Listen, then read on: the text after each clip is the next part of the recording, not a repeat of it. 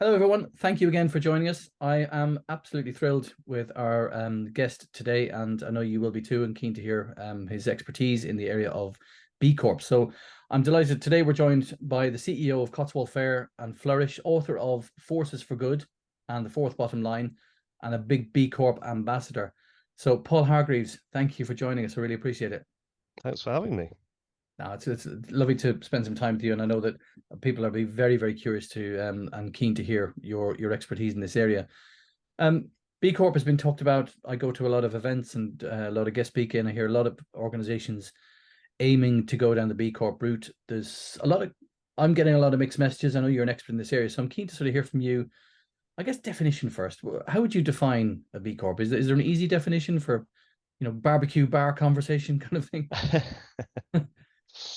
I would normally say, while leaning on the bar, waiting for a nice glass of beer, they're businesses that have committed to make the world a better place, which probably goes in the opposite direction to what generally businesses have done for the last 200 years is probably the opposite of that. So I do believe businesses are a force for good. Obviously, that's the name of the book. And I think the main way we will change the world for better is through business. So, yeah, that's what I would say to an inquirer like that. Brilliant. And then for those who might be somewhat cynical, and I've met a few, as you can imagine, in the job that I Mhm. do. Um, how how can becoming a B Corp be good for a business? Well, I mean, I get asked that question a lot, and I think it's often the motive behind the question is can we make more money as a B Corp? And I would judge success not just on the financials. They are an important part of what we do.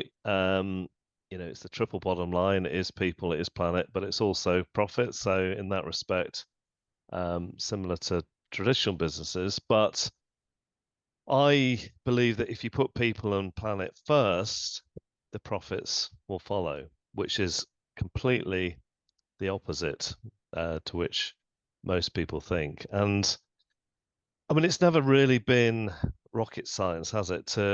If you treat your people really well, they'll do a good job, they'll stay longer, they'll enjoy coming to work. And guess what?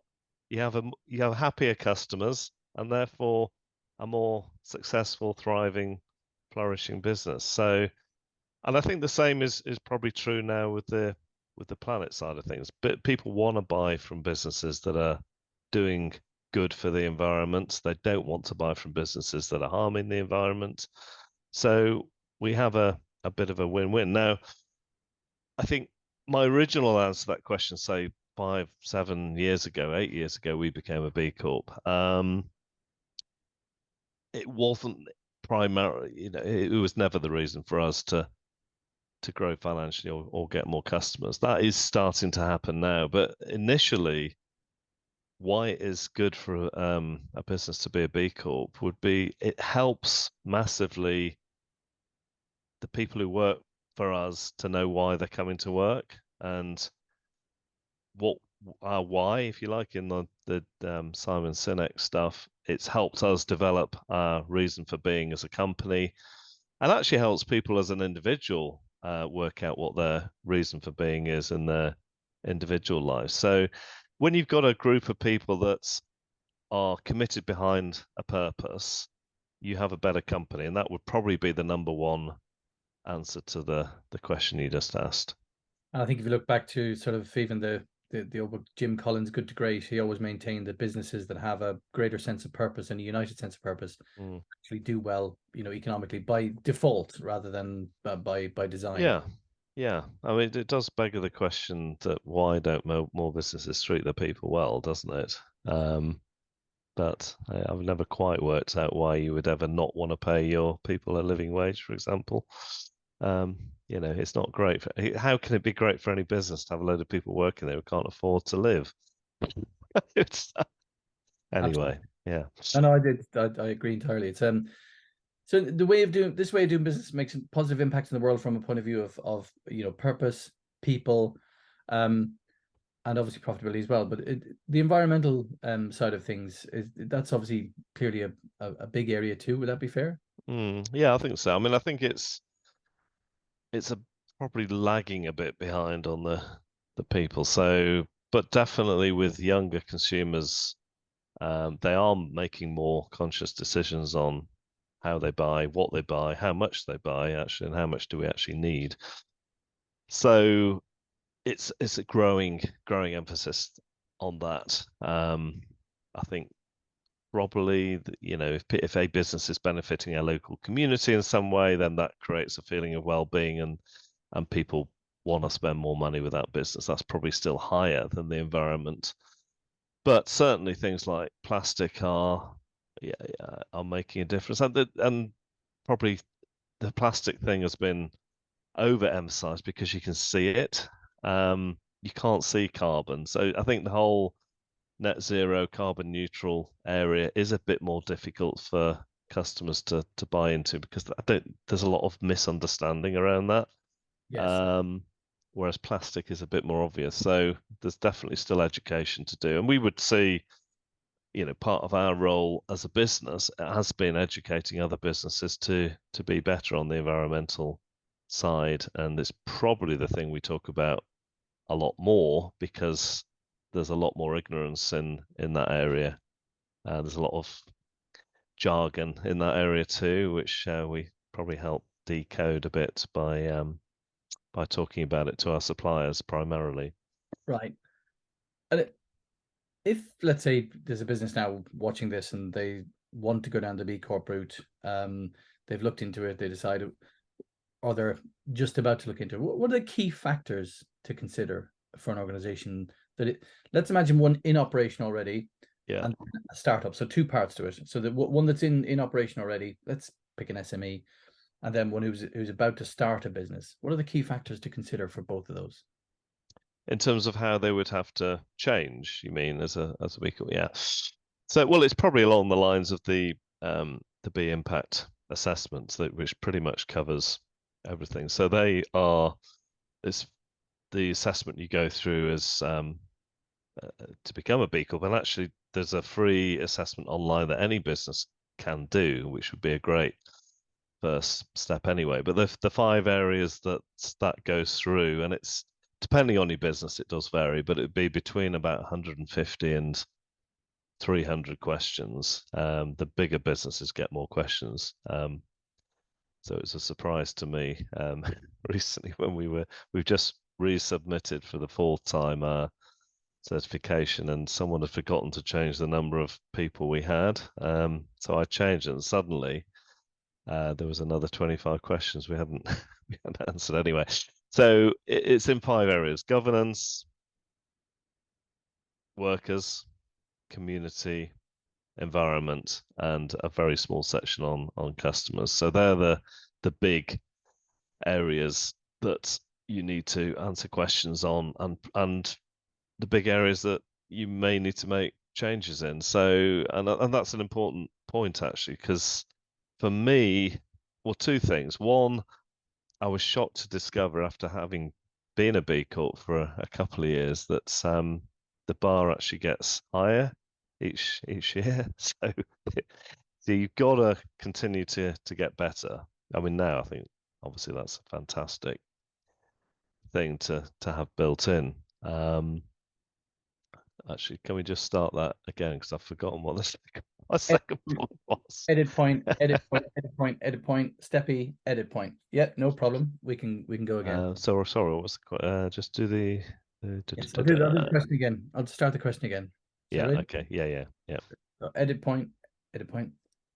Yeah, that's great. And what are the key factors to consider? So if you're an already existing business, let's pick an SME, for example, or if you're a startup. So for an SME, they want to investigate this. What are the key factors to consider? I think you mentioned before there was five things to consider. Yes, the 5 big areas. I mean, there's lots of detail within those, but the 5 big areas of the impact assessment, which is free and available for any business to go on, answer the questions, see how you're doing, is governance, workers, community, environment, and customers. So an average business probably has to answer about 200 questions in those, spread across those 5 areas. Now, the 3 big ones within that are actually the community, the workers, and the environment. There's a lot more detail there.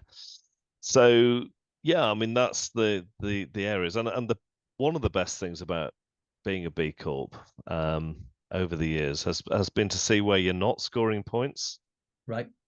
which is just as valuable as where you are scoring points, because you can see, okay, well, there must be other businesses doing that, and actually we're not, because we're not getting any points there. So the assessment actually produces a report of where it would perceive your quick wins would be in terms of scoring points next time. And it's not, as I say, scoring points. It's not about scoring points, of course. It's about being a better business. And the big challenge, I think, of being a B Corp is knowing that each time you do it, the bar's actually got a bit higher. So you need to do better next time than you did 3 years ago when you last assessed. But a good business would have already put in place a plan to improve something each year. And that's generally what we try and do. So I won't comment on here, but I'm hoping for quite a big increase in our score when we get the results back in a few months. So we've opened our retail business, which gives us opportunities to do.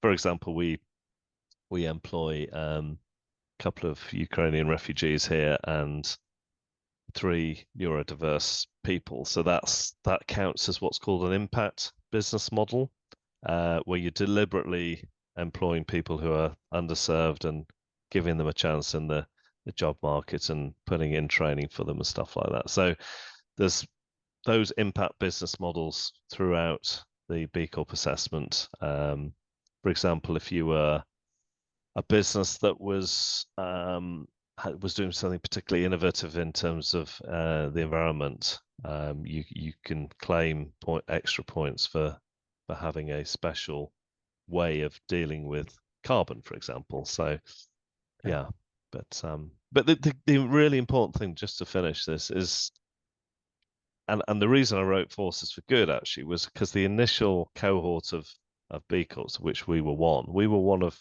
only a few what I would call normal businesses. The rest were environmental consultancies or solar panel makers or wheelchair makers and things like that that have a very obvious social or environmental purpose.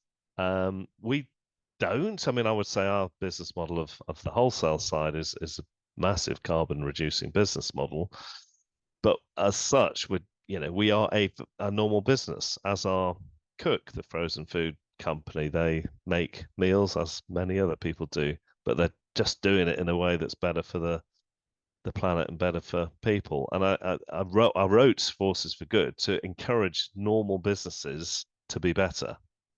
You don't have to have, I mean, great if you have a fantastic social environmental purpose, but you can be a normal business and you can do it in a way that is good for the planet and good for people. So I think that's important to get across to your listeners and watchers. No, I agree. And it's so if we switch then to a startup, I'm going to start a business and I've decided from the off that I want the business. I've got the idea, I've got the backing, and I want to be a B Corp. Is there different rules of engagement there, or can you bake being a B Corp into your, let's say tech startup, and they want to be a B Corp? Can they bake that in from the start, or do they have to start the business and then get assessed? No, okay. So you can only be an actual B Corp after 1 years of trading figures are available, but you can be what's called a pending B. So it's basically businesses that have said this is what we're going to be doing as a business, and they can be a pending B until the first year of trading is over and they've got the numbers, and they can then submit to convert into being a B Corp. So yeah, absolutely. And from day one, you can be a pending B. Obviously, you need to score enough points in terms of saying what you're going to do, but you can't actually be a B Corp until you've been there for at least a year. At least a year. It's just there's a few emerging companies now. They're just in a few with Jory Connecting You Now, and They're an AI for good business, so they want to do AI, but it's all about Yeah, helping good. and yes, and actually, it's far. I wish, 24 years ago when I started this business, I wish I'd done that. It's a lot easier to put that stuff in at the beginning and to very clearly mark out the direction you're going at the beginning, rather than trying to change what an existing, decent sized business is. And in some respects, I've had that here. So our wholesale business has been going for 24 years, like I said. 2 years ago, we opened this retail restaurant, home and lifestyle, and now, bizarrely, pottery painting business here in between Bristol and Bath called Flourish. And we had the opportunity then. We had about 45 people in the wholesale business, and then we were recruiting, in effect, another 45 people to start this off. And my big kind of question was, in some ways, can we replicate our culture with a brand new thing? No common people. We didn't move anyone from the wholesale over here, apart from me. But I didn't move here. I was just helping it start. And the answer, kind of not surprisingly, but I was surprised how quickly the answer was yes. If you set out your stall, and we had got a lot better at explaining why we existed by this point. We have a lovely impact report which very clearly says what we're about, and starting with a load of people who are absolutely committed to doing better for the planet, absolutely committed to doing something to alleviate difficulties people have in the world, was actually surprisingly easy. I mean, it probably helped that most people who work here are under 35. But yeah, and a sign, I thought this was a small thing, but a big moment for me, was within the first week of being open, one of the butchers found out that one of the kitchen porters had been walking, because we hadn't done the first wage run yet. He didn't have enough money for his bus fare, so he'd been walking to work. I think it was about 4 miles each way. No, he didn't told anyone. So someone found out, and one of the butchers gave him his bike so he could get to work a bit easier. I thought, yes, that's something is embedded here right from the start. Yeah, there's a culture. Mm. Yeah, the culture. I mean, if there's a company out there, and we talked about this, again, you talked about the 5 areas, but what's the first steps? So they want to be a B Corp. Who do you contact? What do you do? I mean, I wouldn't know the first thing to do. If I'm Well, if you perfectly- just type in B impact assessment into Google, you can create an account, as I said, free of charge, and then you can start looking at the assessment to see where you're at. And to become a B Corp, you need to not only answer the question, you need to provide all the supportive evidence and attach that to the question. But you can just go through the questions and say where you're at, tick, tick, tick, cross, cross, cross, and come out with a score at the end, which should be a good, if you're the line to be a B Corp's 80 points. And you can, if you're scoring kind of 70, you think, well, actually, yeah, we can change a few things here and potentially get over the line in the next year or so. No, that's brilliant. I really appreciate your insights, and I think people should, I mean, I'm going to go myself and actually have a look and see where we score against it. One of the other areas I wanted to explore with you, which I know is a real something you're very passionate about, is that whole sort of area of compassionate leadership. In your opinion, how does someone become a compassionate leader? Can they become one, or are they naturally a compassionate leader? I don't think I'm naturally compassionate, and hopefully I've become one. So that'll be the answer to that question. But maybe to go back a step. So I quickly realized that the just having good intentions isn't probably enough to change the world. So, and a lot of for many of us, it's the only place to start. We know we need to do better. Most people in the world, very few people call themselves capitalists these days. I think it's less than 10% actually. Although someone did when I was doing a talk the other day, and actually got heckled when I said that by someone who was standing up for capitalism. That's quite unusual these days. But It wasn't in New York. His name wasn't Trump, was it? no, it was in Surrey. It's a financial planning conference actually. But yes, where was I? So compassionate So leadership. so yes, so setting out your stall, deciding to be better is a great place to start.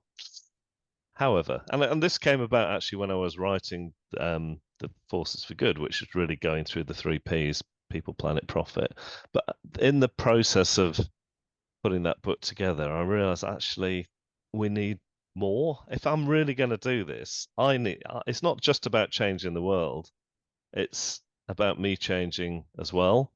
I mean, Gandhi said, didn't he? Or it's attributed to him. Some people deny he actually said it, but be the change you want to see in the world. And that is absolutely true. So my journey has been initially wanting to be better. I should do this. We should do this as a company, and great place to start. But that will burn out really quickly unless the people, and this starts with the leaders, start to change too. So we can only have the drive and the passion to change things if we've got that compassion within us. And the big turning point for me, certainly on the environmental side, was when I put up a slide of Bangladeshi people that had been washed out of their homes by rising seawater. I mean, they were wading in there up to their waist. And I put this slide up at a talk I was doing at a Chamber of Commerce on the three Ps and just started weeping on the stage. And it was, I mean, it happens all the time now, actually, but at the time, it was, it never happened before. And it was highly embarrassing, those people hadn't paid to come and see a grown man cry, I'm sure. But reflecting back on that afterwards, that was the point at which, for the first time, climate change wasn't just about numbers and facts and figures, but it was about actually people are losing their homes here, and actually many other people are dying actually. So yeah, that was a big turning point, and I think having compassion for people and having compassion for the planet is really the only thing that's going to drive real change. There's a lot of the danger, I think, of the B Corp movement is that it becomes like ISO.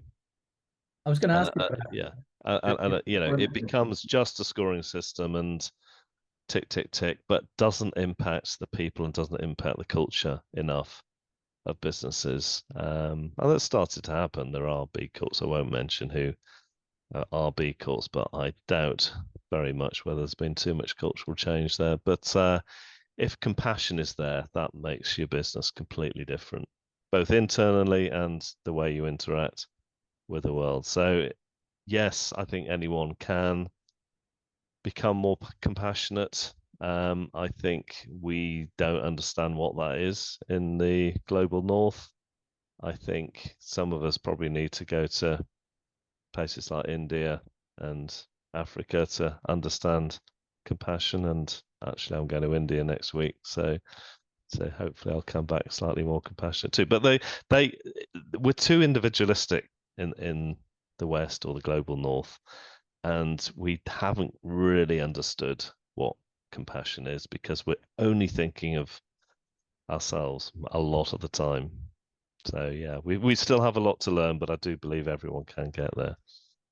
No, that's amazing because I think if, as you mentioned, you were put up a slide but you felt like I think the ownership perhaps that you were actually involved now, you were actually emotionally connected to the thing that you're trying to do and the thing they were doing. Do you think Yeah, that? yeah, and that drive, we were then. It was soon after that we had a big push on reducing our carbon, and it was definitely partly as a result of that moment. That was in 2018, and in 2019 we actually um, reduced our carbon in the transport side of our business by 47%, through some changes we made, and we went carbon neutral, and we're now on a clear map for net zero. But if you haven't got that compassion within you, I don't think we'll get there because we'll run out of energy run it drive. I mean, yeah, it's I think we'll just burn out if it's Right. just a list of things we need to do or we should be doing. It's got to come from within, hasn't it? Yeah, I think it's that ownership and that, like I say, that emotional connectivity to it, and the Yeah, yeah, and connecting to that purpose. I think that mm, drives any yeah, behavior. yeah, yeah. Um, And quite frequently, actually, in our business, people are emotional and cry. We do a lot of laughter as well, don't get me wrong. But sometimes things happen and people are crying, and it's good crying because it's crying because things well, we had one. I remember one meeting that when the Russians invaded Ukraine, actually, and we had to abandon the meeting for a short time because everyone was in tears. Partly, we had a Russian customer at the time, which made it all very close to home. So, yeah. yeah, it's like, and that's, like I say, that emotional connection, that just perhaps open emotional environment. Mm, It's quite nice, and it's yeah. um for the people who are a bit more sort of maybe moving towards that, leaning towards that capitalist side of things, just so that I mean, I believe there is tangible benefits, but your thoughts? I mean, there is tangible benefits to compassionate leadership as well. Would you agree? Yeah, absolutely. I mean, I think um, the old model of leading a business where, in effect, the business was treated like a machine and the people who worked for you were cogs in the machine. And, in some cases, the planetary resources were fuel for the machine. Those days are long gone. People don't want to work for businesses like that. So I think that, in terms of leadership, compassion is connects the leaders with the business, and doesn't distance them. And there's been far too much inauthenticity, I think, in leadership and lack of vulnerability. And I think when people can see that they've got a leader who's vulnerable and compassionate, they're far, far more likely to want to work well for that leader. So yeah, I mean, it has a massive impact on not just us, but many other businesses I know. And I mean, there's a Japanese philosophy called Ikigai. I'm sure you've heard of it. In fact, so I wrote about this in Forces for Good. And the nice thing now, actually, is that book's been translated into Japanese. So Brilliant. I've exported back a Japanese. It's the writing equivalent of Coles to Newcastle, I think. But yeah, so the philosophy says, where are people happiest? Where are they most fulfilled? And definitely true in terms of leadership is when they're doing something they good at, doing something they love, getting paid for it, and then the one that often gets missed is doing something the world needs. And if you're concurrently doing those four things, they would say that's where people are at their peak fulfillment and peak happiness. And interestingly, where that philosophy originated, the island of Okinawa, more people live to over 100 there than anywhere else in the world. So it sounds like they might know what they're talking about. So, but doing something we have this thing, I think, in the West, which is wrong, of somehow serving other people and loving other people and putting yourself second rather than first is somehow some kind of a painful thing to do, self-sacrifice. Actually, the opposite is true. The more we give ourselves to other people in compassion, then the happier we are. More That's fulfilled. another thing we don't understand, but it's definitely true. And it's true. We've seen that actually. We have something in our so we so always makes me laugh. The phrase, it's not the phrase we use, but we have compulsory volunteering, right? So everyone, we pay them. It's okay. So everyone has to do 16 hours volunteering a year. It's part of their KPIs. So yes, 2 days a year. And there was actually a bit of resistance from a minority initially, but two of the people who, no, I don't want to do that, or I'm already, doing stuff for my kids or my parents.